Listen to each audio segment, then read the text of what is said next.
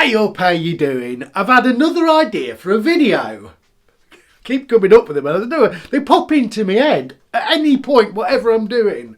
So I've decided that I want to see whether beer stands the test of time. Now, kegs in my kegerator last sort of different times, it depends. But a few of these have been on a little while.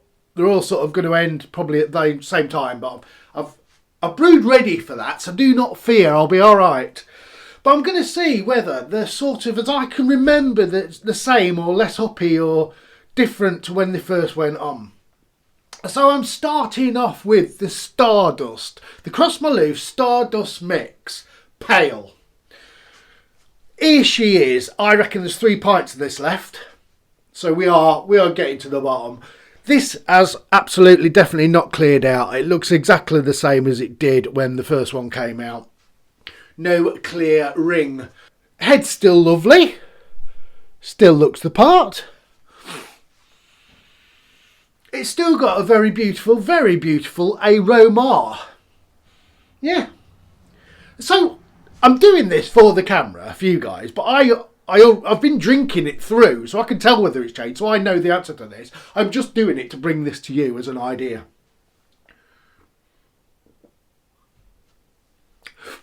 So I'll have a drink of it just for effect. Yeah, I mean this one, it's still piney, fruity, resinous. That malt flavour's still there. That fruitiness of those hops are still there, and I don't think that's changed at all. Decent, absolutely. That tastes just like it did. We got a bit more carbonation. I don't think even the carbonation's changed. It's pretty much, that is, the same beer. 225 grams of hops in that. We didn't know them all, did we? But yeah, that's definitely, the maltiness is still there. The hoppiness is still there. That fruity with the resinous. It's all still there, and I reckon it's still there as much as it was. A little bit of carbonation still there, look.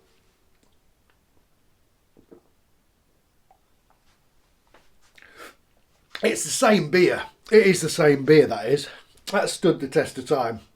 I've started putting dates on the corner of my magnetic tell me what it is clip thing.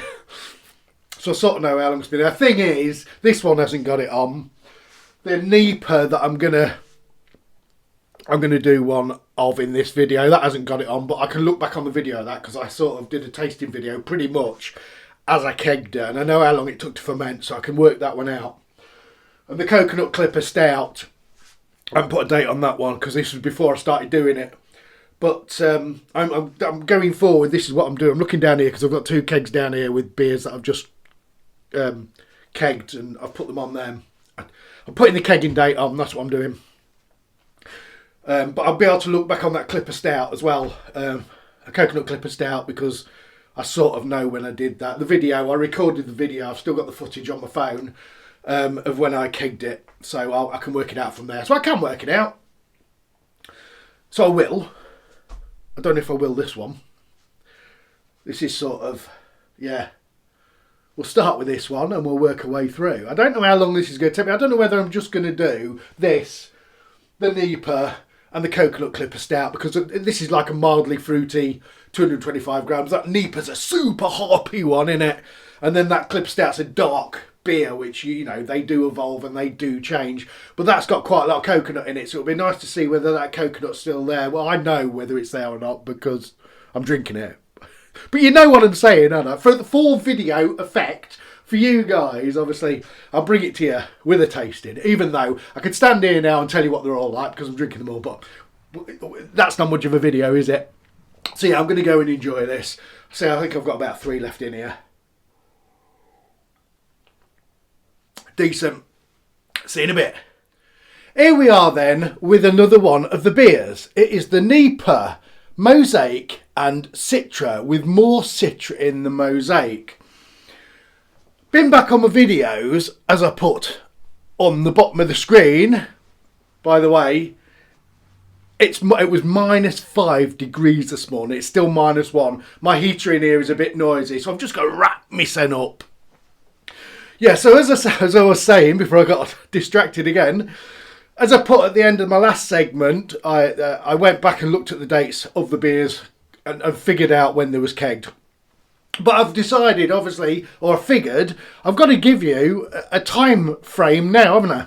So, when this is recorded, okay, it was over 3 days, over 2 days to be fair. It is now the 10th of the 1st, 2025. Happy New Year! So, yes, so the ones when the keg will come up, and it is now the 10th of the 1st, 2025. So that gives you the distancey time of how long they've been kegged, doesn't it? So the Neipa, 5.5% of the EBV.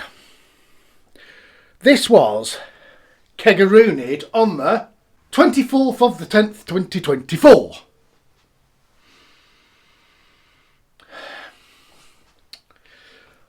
Still looks as beautifully coloured and bright. It hasn't changed in colour. It hasn't gone brown. It's not going muddy. It's still bright and vibrant. Can you see? Can you see? Can you see? Still bright and vibrant. Still sort of holding a head. 500 grams of hops in this, as far as I can remember. It still smells super fruity. Still got that mango and citrus. Loads and loads of citrus coming off the nose of this beer.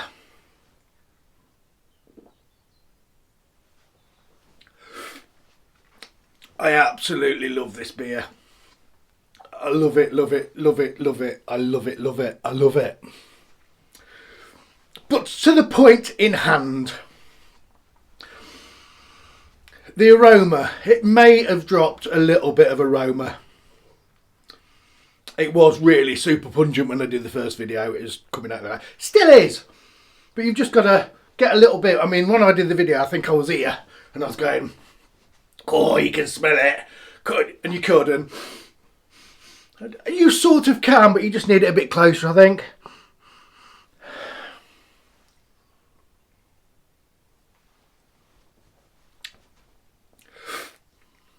On the taste, it's got to, hasn't it? It's got to have dropped a bit of the hop presence, but I'll tell you what, it isn't much. It's not lost much of its punch. It's still super fruity, a little bit grapefruity, citrusy, mango. All those lovely, beautiful citrus beautifulness with that just right level of mosaic in the background. This was the one I thought would probably drop out the most. They say drink them fresh, don't they? They say keep on top of them, get them drunk.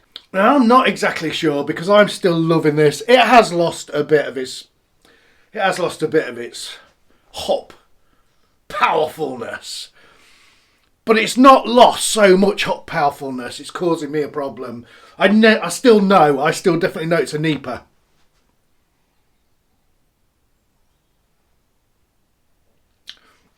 It's still super massively fruity. It hasn't gained any bitterness. Nothing's happened there. There's no bitterness creeped in from anywhere. So yes, this has a bit. It was always going to a bit, I think. There's just so much in there. But I think that is less fragile than I thought it was going to be. Remember, this is my first Neipa. First time I've done a Neipa. I've drunk plenty of Neipas, but you can't compare them, can you? Because you have a can of it. And even if you have a can of the same one at different times, it could be a different batch. It's probably not the same batch. So, yeah, that doesn't count. This is the same batch. I know when it was brewed. I know when it was kegged. I know what it was like when I started drinking it. And I know what it's like through drinking it. So that's an interesting point. So through drinking it, I haven't noticed it losing any of the hop presence. Not noticeably. Tasting it now, I haven't had one. I keep going on. I haven't had many beers over the festive period because I was working. So they've been sat a bit. And Yeah, that is not, like I said, that's not as fragile as I thought it was going to be. It's still super fresh. It's super hoppy. Is it because it's in the keg? I haven't got any bottles of it, so I don't know, bottle condition, whether that would change or not. But in the keg, with that blanket of CO2 going over it, every time you pull a pint off or half a pint off, I think it's protected it really well. It's getting on a bit for a Neipa, that now, I think. But that is still beautiful. I would still know that was a Neipa. That would still have absolutely enough hoppy punch in it for me to really enjoy. Yeah, lucky happy days. It's still beautiful. So we are going on to the next one, which is a dark beer. That'll be interesting. I'm going to have a quick look back on that video. I haven't done that with these because they were newer, but that's been up a while. I'm going to have a quick look at the tasting, a video on that while I download this, and see how we go. Just to remind myself just what I thought of it. And then we'll come back with a taste of that, shall we? See in a minute. So here we are with the last one, the Coconut Clipper Stout. I've just pulled that proper pint pot out of the cupboard. So we've got some bubbles on the edge. That probably wasn't a great idea, but I thought it'd look better. So this is going to be interesting. Dark beer. I've only just realised I kegged this on the 2nd of February. It's now the 10th of January 2025. It's getting on that, innit? I brewed it early. I knew I did. Like I'm probably going to do my Impy in February. Maybe I'm going to have to brew another stout or something to go on there now, aren't I? Because we're getting down. So, interesting. Coconut Clipper Stout with a kilo of desiccated coconut in it. Not roasted, because my oven broke, so I froze it. And I think that has affected the head a bit, I've got to be honest. I don't know. We talked about this in the video, didn't we?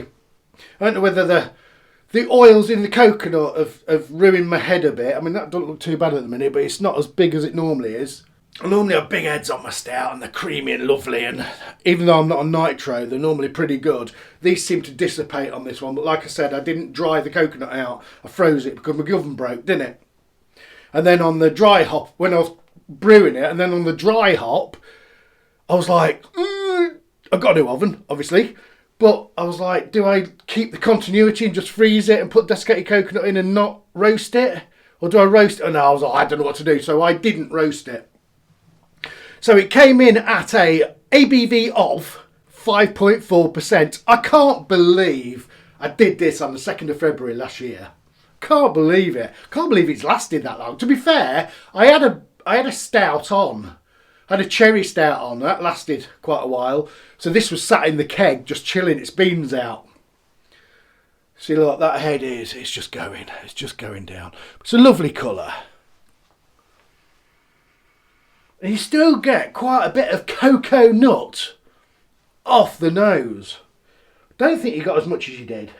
I've got to be honest. It smells roasty and coconutty. I can remember, well, I can't remember, I've just looked, I've got to be honest. I just looked at a bit of the tasting. Donna, who kindly came and did a tasting with me, described it as a bounty bar. And it did taste quite like a bounty bar, I've got to be honest. Let's get in. I say the colour still looks beautiful. Tanned head. Just kicking around a bit, it's alright.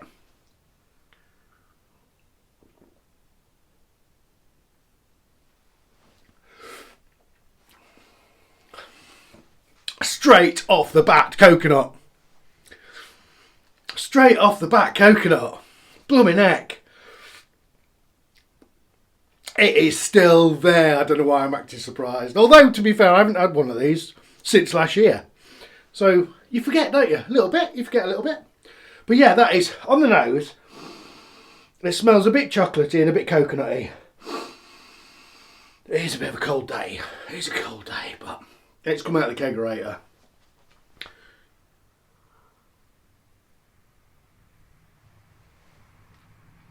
But on the taste, banging in your face, it's still coconut.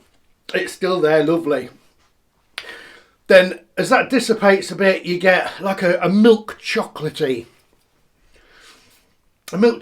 taste. I can't taste much coffee on it anymore. It's milk chocolatey and coconutty.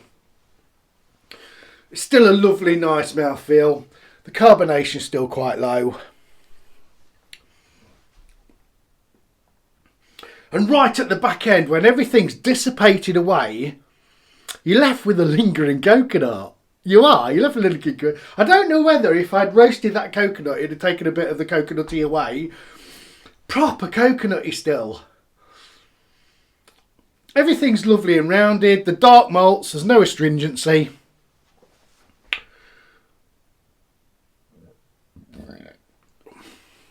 There's no astringency. Lots of coconut still. Is there as much coconut as there was?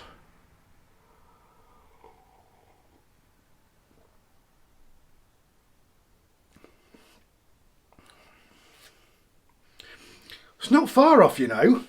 It ain't far off. The dark malts have probably rounded themselves off a bit. But they'd been sat there in the keg a while, so they was well conditioned. They'd properly mingled, got to know each other and loved each other for a bit. So I think we were sort of there when we went in the kegerator, because it had been sat a bit. We know dark beers. I knew this was going to be okay with the malts and the slight bitterness we got on it. That coconut really sweetens it up, so trying to get some bitterness with some sweetness with the coconut, it's sort of fighting each other, and that coconut's always going to kick the bitterness's backside because there's so much of it. So that sort of bitterness is losing a bit of a battle there. I'll say the malts are nicely rounded. So really, I knew that dark malts would all be okay sat there for as long as you need. If you look after it properly, they'll be in a nice temperature, the right temperature. They'll be good as long as you need. It was that coconut I was interested in. Was that coconut going to stand up? Was it still going to perform after all this time? Was it still going to shine after all this time? Or was it going to melt back into the background a bit and those dark malts and that chocolateness push its way through and kick it out of the way a bit? And it's a coconut stout. It's coconut stout, isn't it? So you want the coconut in there. And all this way down the line, that coconut is still standing there going, I'm here! I'm here! Get in your face! Yeah.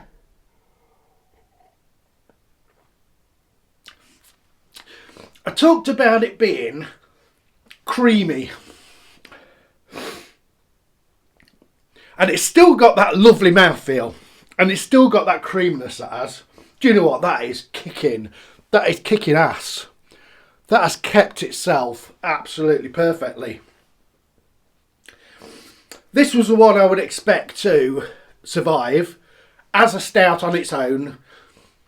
My only trepidation was the coconut. Was that going to stand up to time? And it definitely has. It's still front and centre stage. It really is, seriously. It's a beaut. It's an absolute beaut. That is still absolutely gorgeously beautiful. Is it still like a Bounty bar? It pretty much is. It pretty much is still like a Bounty bar. Yeah. Beautiful. So that's it. 3 beers. We only have 3 beers to do this with. I just thought I'd give it a go. But I think we had the right 3 beers, apart from if I'd got a Pilsner. I've got a Pilsner on, but it's only just gone on. It's been in the keg a bit.